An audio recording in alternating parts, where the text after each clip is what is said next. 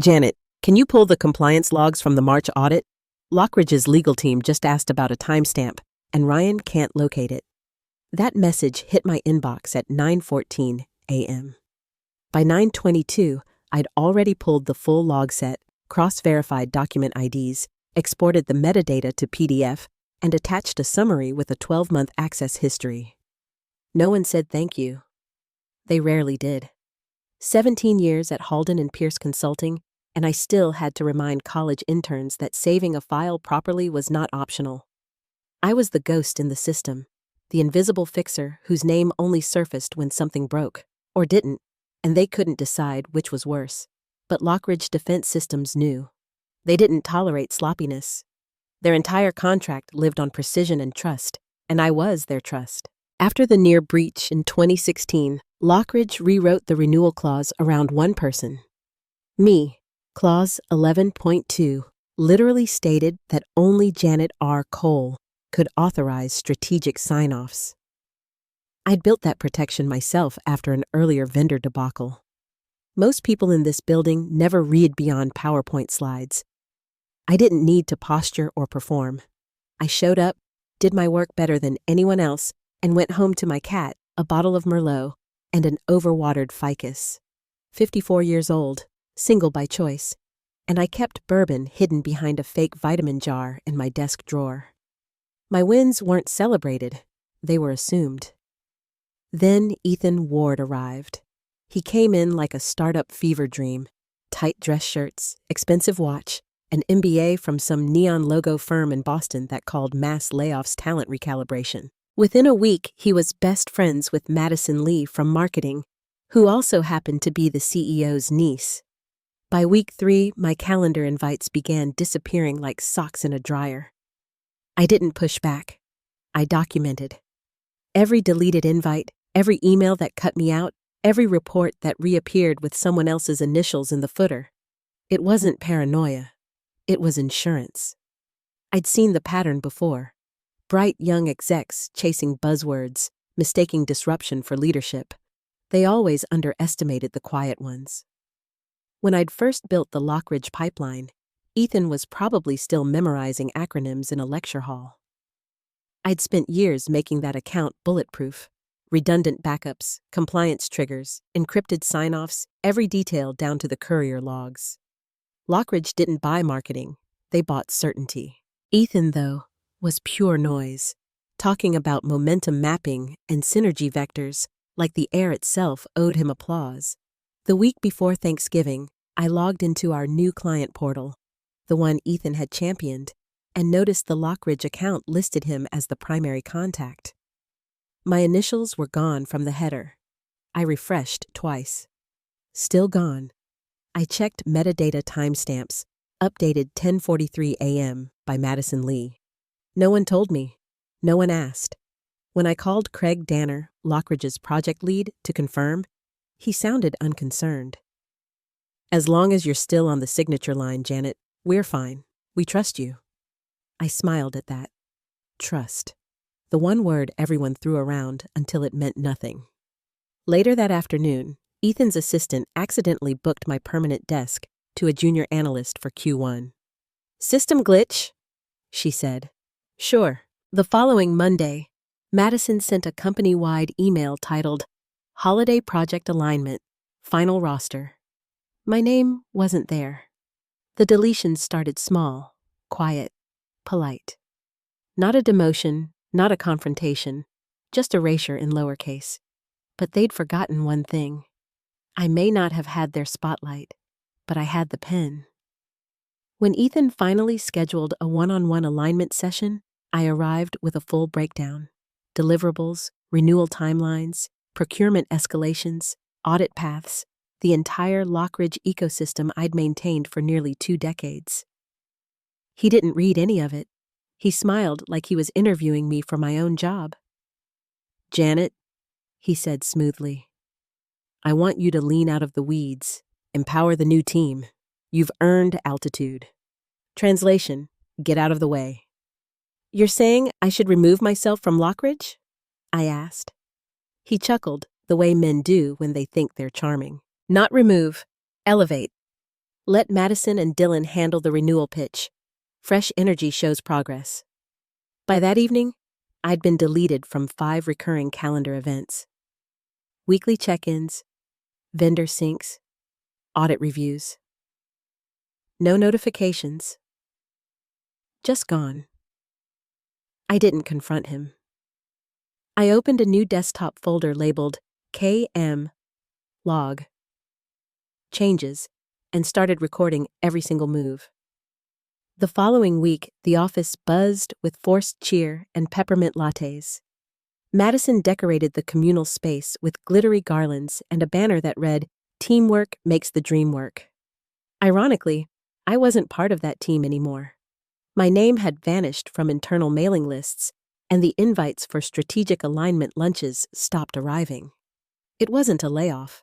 It was softer, subtler, professional suffocation wrapped in corporate politeness. Ethan would stroll past my desk, clapping his hands together like a TED speaker rehearsing energy, tossing out lines like, "We're moving fast, Janet! Don't get left behind!" I'd just nod, jot the date and time in my KMS log changes folder, and return to my screen. Silence is armor when the loud ones are digging their own graves. Lockridge Defense still trusted me. Their general counsel had personally requested that clause 8 years ago, after one of our vendors leaked confidential prototype data. Only the original custodian may authorize renewal, it read. I helped write it. I even insisted my full name, Janet R. Cole, be printed in the signature block. Back then, everyone thought it was excessive. Now it was the most expensive oversight of Ethan's career. The final proof of my exile came via HR Slack. The message read, "Please confirm your availability for the Strategic Accounts holiday dinner by noon." Everyone from my department was tagged, except me. The file name attached said finalchristmasroster.pdf. Cute. That same afternoon, Madison walked by humming Jingle Bell Rock, holding a stack of branded greeting cards. Ethan followed close behind, balancing 2 peppermint mochas. "We're keeping it lean this year," he said when he caught my eye. "Only the core team." Then he grinned and added, "Streamlined roster. Gotta love it." I didn't respond. I simply opened my log file and typed, Deck 8, removed from holiday roster. Observation, intentional exclusion confirmed. At 5:17 p.m., I filed a PTO request for the week of the Lockridge renewal signing. Reason? Personal. The approval came back within 3 minutes. No questions asked. Perfect. Let them find out the hard way what happens when you cut the one person who holds the signature key. 2 weeks later, on a gray Thursday morning, the core team gathered in Conference Room B. The room smelled like burnt coffee and exhaustion. Ethan stood at the front, sleeves rolled up, smile too bright. "All right, team," he clapped. "We've got the Lockridge renewal coming in hot, the Q1 roadmap locked, and bonuses tied to successful rollouts." He paused, letting the sentence hang. "That means we need all hands on deck. Well, most hands." Laughter rippled across the table.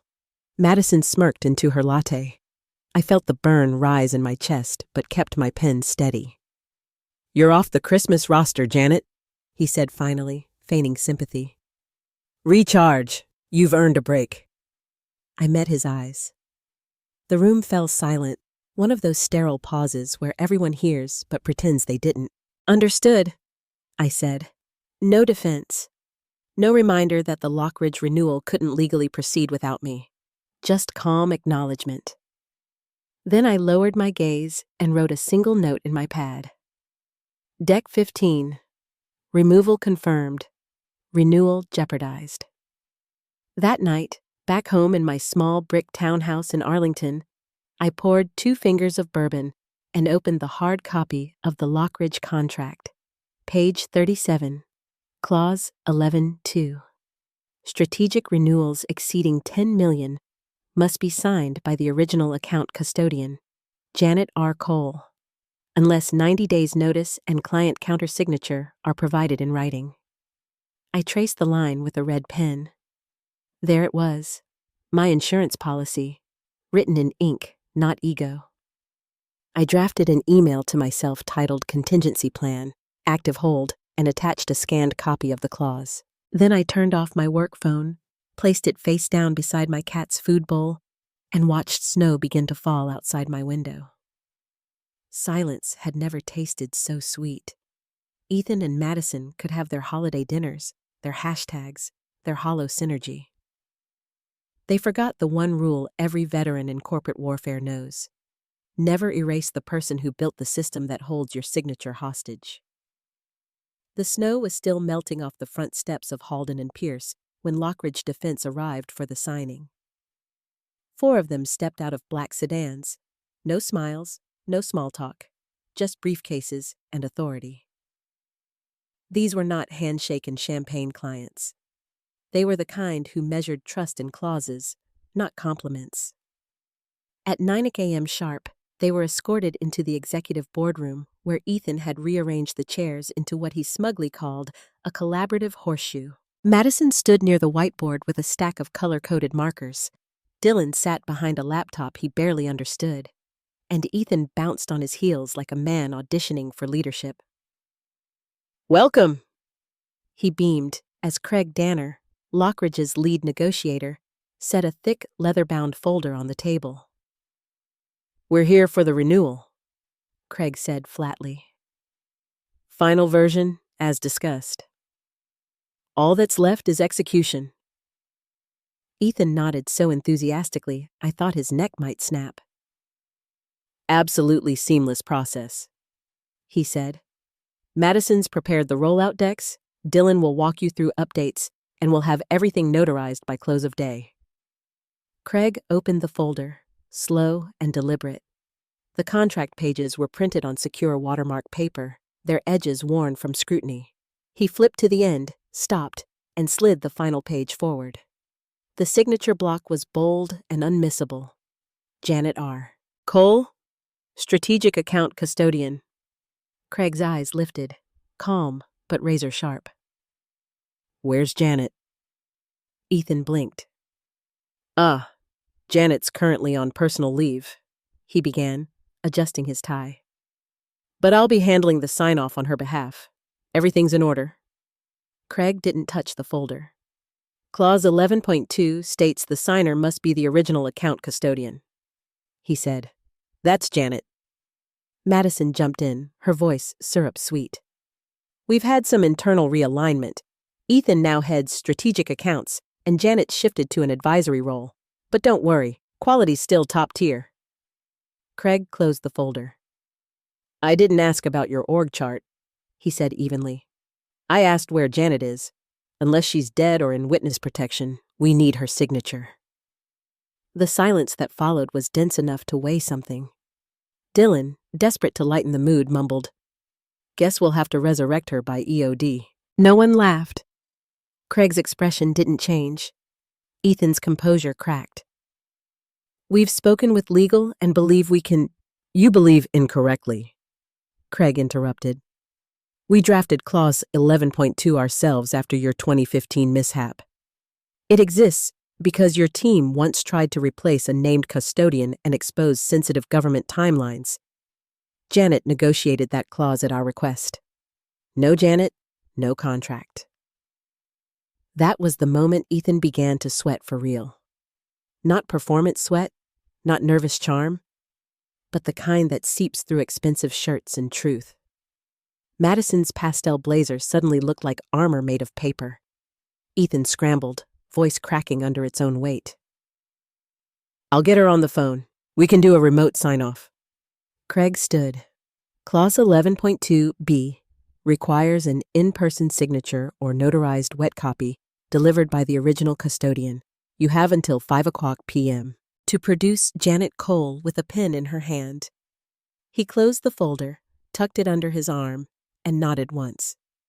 "We'll be at the Union Hotel across the street." Then he left, followed by the rest of the Lockridge team, leaving behind 4 untouched coffees, 3 stunned executives, and 1 career imploding in real time. Madison's voice broke the silence first. "Does anyone have her number?" Ethan didn't answer. He just stared at the empty signature line, the black serif letters spelling out my name like a gravestone. He'd spent weeks erasing me from every roster, every thread, every meeting, but ink doesn't forget. In a glass-walled office down the hall, I imagined the panic spread like static, emails flying, Slack pings exploding, legal being dragged in mid-bagel. I wasn't there to see it, but I could picture every second. The sweat, the bargaining, the realization that the person they ghosted now held the fate of a $50 million contract. And somewhere in the Union Hotel, Craig Danner was probably sipping his coffee, waiting to see if Halden and Pierce would deliver the only thing that could save them: my signature. Back at Halden and Pierce, the calm corporate hum cracked into panic. The moment the Lockridge team walked out, Ethan lost it. He slammed his tablet onto the boardroom table and barked into Slack like it was a life raft. Legal now. Conference room B. Within 5 minutes, 4 lawyers arrived, half still clutching breakfast bagels, all looking half awake and already defensive. Mandy Cho from compliance took the lead, dragging her laptop cable behind her like a leash. "Okay," she said flatly. "Clause 11.2 is a named signatory clause, not ambiguous. If Janet doesn't sign this renewal in person or via notarized wet ink, Lockridge can walk. Full stop." Ethan pinched the bridge of his nose. "What if someone else signs and we backdate it? Madison, could do it." Mandy didn't even look up. "Nope. Clause 11.2 is explicit. Lockridge wrote it. We have the revision history. Only Janet Cole can sign. Everyone else is a forgery." Madison, now 5 shades of panic under her bronzer, tried. "We're the ones managing the work now. Can't we just tell them Janet approved it informally?" "Sure," Mandy said dryly, "and then we can fold the contract into a paper airplane and throw it out the window." "It won't hold." Ethan's face turned a shade I'd only ever seen on bad salmon. "Call her. I've already texted," Madison said, eyes glued to her phone. 3 messages, marked as read. No response. "She's ghosting us?" Dylan asked, his voice squeaking like a teenager. Mandy shrugged. "She's on approved PTO. You can't compel her to do Jack, HR policy." Meanwhile, at 9:43 a.m., I was sitting in my sunroom with a steaming cup of Darjeeling and my cat, Nimbus, curled up on my lap. My phone buzzed once, then again, lighting up with Halden and Pierce's number. I flipped it face down and kept reading The Art of War. Fitting, really. By 10:30, legal had resorted to desperation. An intern named Zoe was dragged into the chaos. 3 months on the job, still believing corporate ethics mattered. "Zoe," Madison said, shoving the contract toward her. "You'll act as proxy signer. Janet authorized it before her leave." Zoe blinked. "Is that legal?"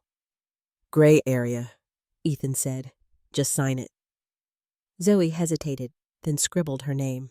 The signed copy was couriered across the street to the Union Hotel, tucked inside a blue folder with a handwritten note. Verbal approval from Janet Cole. Signature enclosed.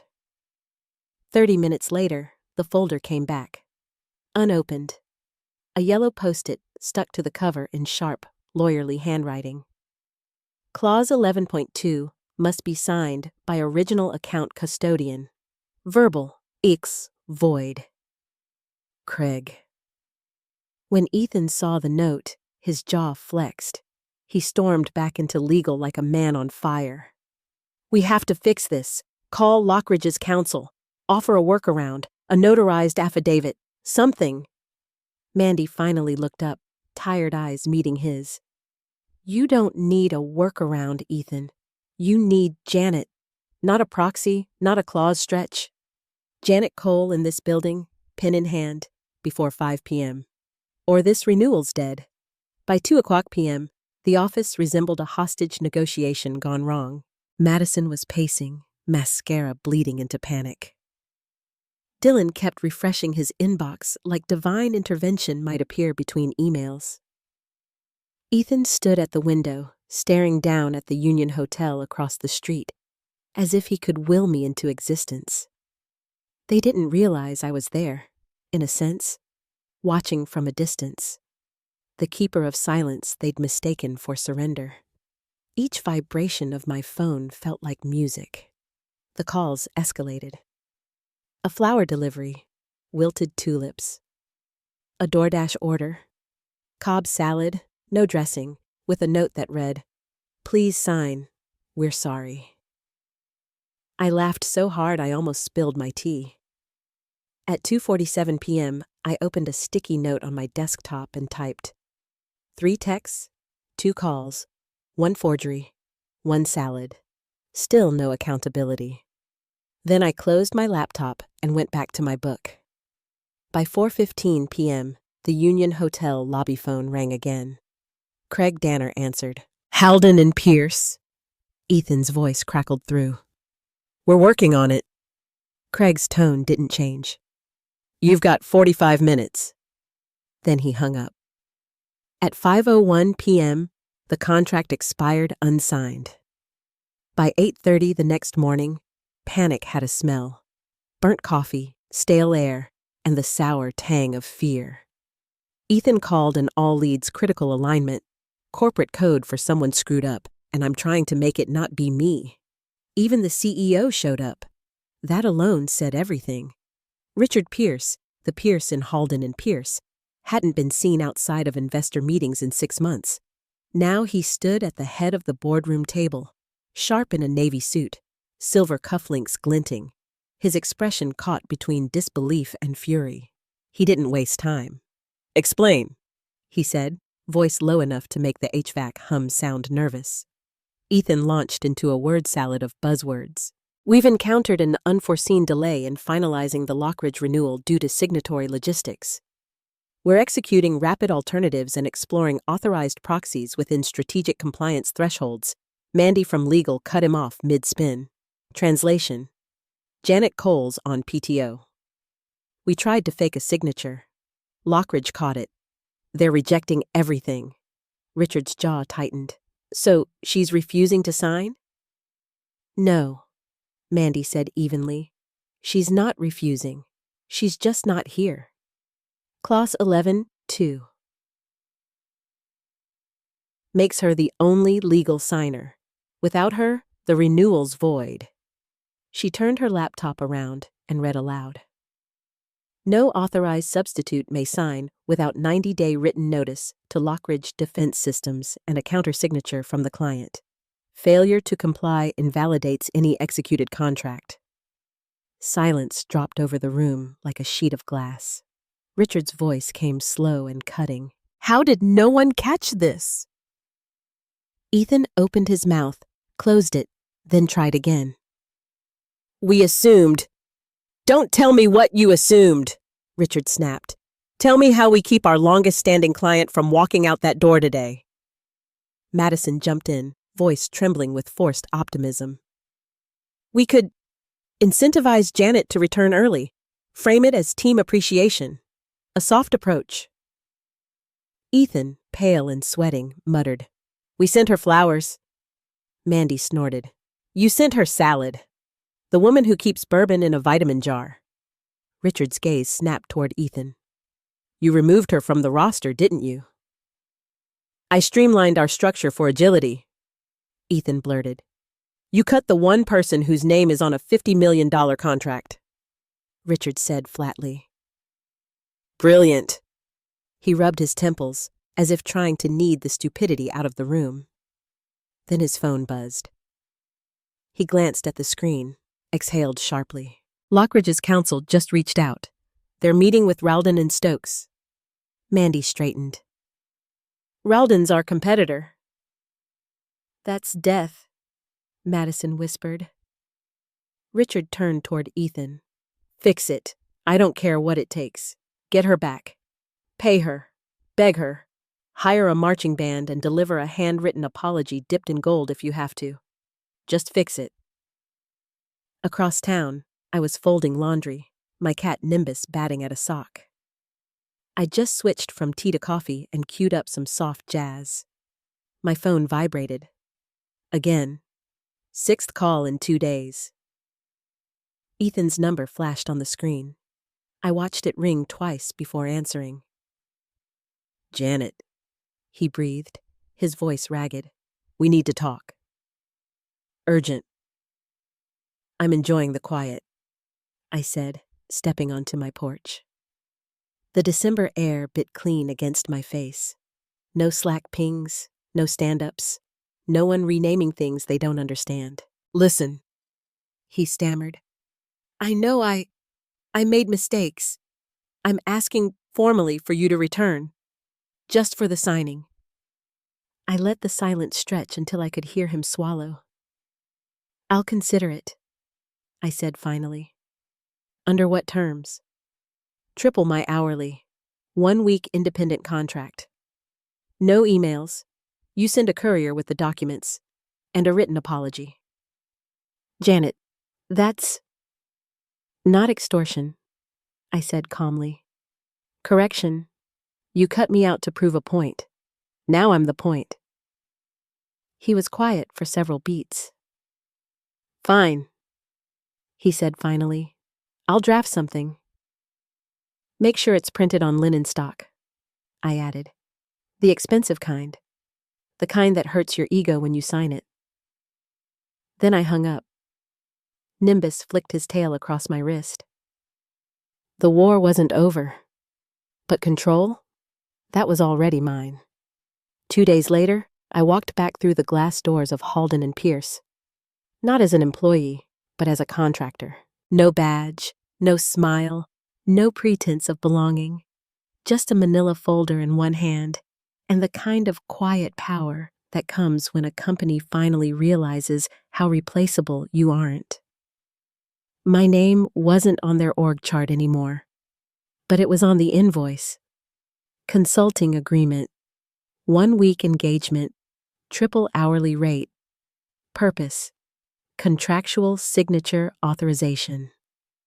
Legal had printed it on heavy linen stock, the kind used for weddings and lawsuits. It felt appropriate. The receptionist, a new girl I didn't recognize, tried to hand me a visitor's badge. I waved it off. "I'm only here for one signature," I said. "Mine." The top floor looked smaller than I remembered. Ceilings lower, walls tighter, like the building had shrunk under the weight of its own arrogance. The same abstract art hung in the hallways, pretending to be modern. It looked faker now. Eyes followed me through the glass offices, whispers trailing like perfume. I could practically feel the Slack threads lighting up. She's back. At the legal department, a courier envelope sat waiting for me. Inside, the apology letter. Typed, centered, signed at the bottom in blue ink. We, the undersigned, formally acknowledge the critical contributions of Janet R. Cole to the Lockridge defense account and recognize her exclusive authority under Clause 11.2 to execute this renewal. Without her, this firm would not have retained its most long-standing strategic client. Signed, Richard Pierce, CEO. Ethan Ward, VP Strategic Accounts. Madison Lee, Director, Brand Strategy. Madison's signature was barely legible, a jagged line that looked like the pen had resisted. I folded the letter carefully, slid it into my coat pocket, and kept walking. Ethan appeared at the end of the hallway, breathless, clutching a tablet like a shield. "Janet? Wait. I wanted to say, I know an apology doesn't fix everything, but I walked straight past him. "Apologies are nice," I said without looking up, "but written ones are billable." Mandy from legal met me at the boardroom door, a rare smile softening her face. "Lockridge is inside. They brought the original copy. Craig says they want your pen, not your presence. Do they have coffee?" I asked. "Black, no foam. Perfect." Inside, the atmosphere was surgical. Craig Danner stood by the window, arms folded, eyes calm and unreadable. When he turned, he smiled faintly. Janet. You look well. I feel expensive, I replied. He chuckled. That's the right kind of recovery? He handed me the contract. The renewal lay open on the table, pages crisp, the signature line gleaming under the recessed lights. My name, Janet R. Cole, was still there, bold and irrefutable. I picked up the pen, let the room go silent, and signed one clean, deliberate stroke. Craig nodded. On behalf of Lockridge Defense, thank you for maintaining continuity when others tried to rewrite it. I don't maintain continuity, I said, standing. I am the continuity. No applause followed. It didn't need to. Vindication doesn't come with clapping. It comes with the sound of a pen sealing a contract and a company realizing who actually holds its spine together. As I left, a young analyst whispered to another near the door, "Is that her? The one who saved the Lockridge account?" "Was," the other corrected. "She was the one. They were both wrong. I was anything. I was something else entirely now, untethered, independent, and finally compensated for the decades of invisible scaffolding I'd built under other people's names. The elevator ride down was quiet, except for the soft rustle of paper in my coat pocket. The apology letter, folded once, perfect. I didn't plan to frame it. Some trophies are best left private. Outside, the winter air felt sharper, cleaner, like oxygen reclaimed. They could keep their roster, their Slack bots, their slogans. I owned the contract. 2 mornings later, they staged the formal signing ceremony, one of those corporate rituals that tried too hard to feel important. Everyone arrived dressed like upgraded versions of their LinkedIn headshots. Cameras were set up for PR documentation, and someone from marketing had the audacity to arrange a tray of cupcakes shaped like the company logo. The entire executive floor smelled like stress and sugar. Lockridge Defense showed up right on time. Craig Danner, their general counsel, 2 procurement officers, and a federal liaison in a gray suit who looked like he hadn't smiled since the Bush administration. Halden and Pierce's executives were already seated when I entered. Richard Pierce at the head of the table, stiff and careful. Ethan sitting 2 seats down, posture too perfect, eyes hollow. Madison was at the far end, hunched behind her MacBook, pretending to type, cheeks pale beneath foundation. I walked in at 9 o'clock sharp. No entourage, no theatrics, just my coat folded over one arm and the same manila folder I'd carried since day one. The sound of my heels against the tile echoed like punctuation. Every head turned. Ethan half stood, then thought better of it. Craig greeted me with that rare mix of professionalism and genuine warmth. "Shall we?" he said. The contract was already laid out, still warm from the copier, the signature block unaltered. Janet R. Cole, Strategic Account Custodian. I sat, adjusted my pen, and signed. One clean stroke, smooth and final. Craig nodded once. "Thank you, Janet. Lockridge appreciates continuity and integrity. You've provided both." "I don't provide integrity," I said evenly. "I set the standard for it." The air shifted. Quiet. Not awe, exactly. Something heavier. The kind of silence that comes when people realize they've misjudged who actually runs the room. I placed the pen down, reached into my folder, and withdrew a stack of red and gold holiday cards. Each was thick stock embossed with the Lockridge crest. I passed them down the table, one to each of the Halden and Pierce executives. Inside each card, handwritten in dark ink, was a single line. To continuity. To remembering who built the bridge before you try to walk across it. Janet Craig smiled as he read it, then slid his card carefully into his briefcase, like it was a national artifact. Richard cleared his throat, clearly desperate to shift the tone. "Janet, if I may," he began, forcing a polite smile. "On behalf of leadership, I just want to say—" I raised one hand. "You said I was off the roster," I interrupted quietly. You were right. The room stilled. Ethan stared down at his tablet as if willing it to swallow him whole. Madison looked like she wanted to disappear under the table. I glanced at Craig, then back at Richard. You don't lose a client like Lockridge because of bad luck, I said. You lose them because you forget the difference between visibility and value. No one answered. I didn't expect them to. I stood, slid the signed contract back into its folder, and handed it to Craig. Continuity restored, I said simply. He nodded once more. Contract complete. And just like that, the meeting ended. No clapping, no champagne, just the sound of realization settling into the walls.